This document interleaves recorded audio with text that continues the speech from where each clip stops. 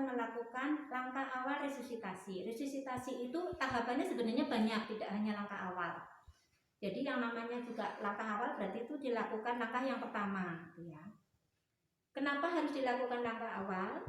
Itu berdasarkan hasil penilaian selintas. Ada dua yang kita nilai ketika bayi baru lahir. Yang pertama, apakah bayi itu bernafas atau menangis spontan?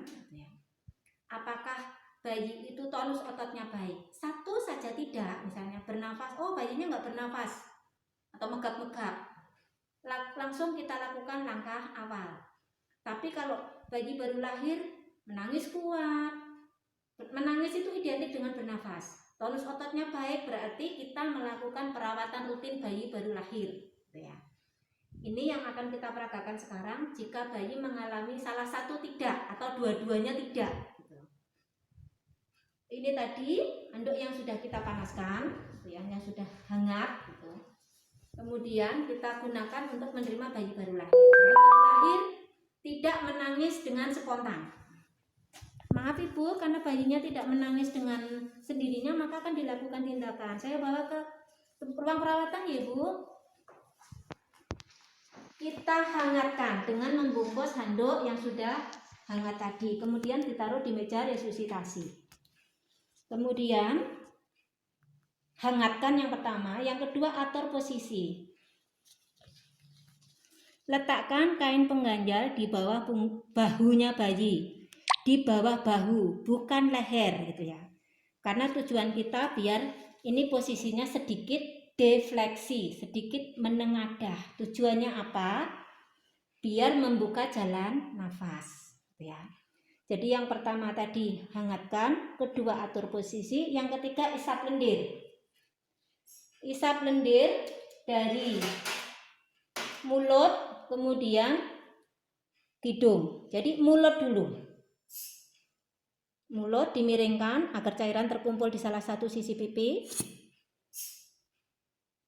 Secukupnya, tidak usah terlalu banyak dan tidak terlalu dalam.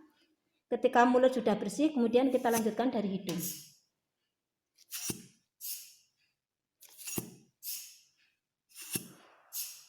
Setelah bersih, isap lendir, kemudian kita keringkan.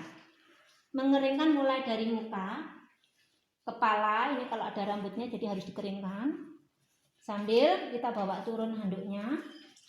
Sambil kita lakukan rangsangan taktil dengan menggosok-gosok bagian dada, bagian lengan, bagian punggung. Ini namanya rangsangan taktil. Bagian sisinya sampai kaki. Jika bayi belum menangis, maka kita tambahkan rangsangan taktil pada telapak kaki.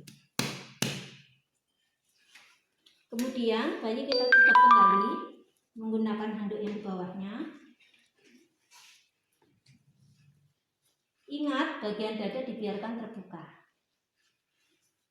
Kemudian kita atur posisi kembali dan kita lakukan penilaian. Kita menilai pada area jantung sebelah kiri, dada sebelah kiri. Kita hitung selama 6 detik. Harusnya 1 menit, tapi kalau 1 menit terlalu lama kita hitung 6 detik, nanti kita kalikan 10. Hasilnya 11, artinya sudah 110 kali per menit.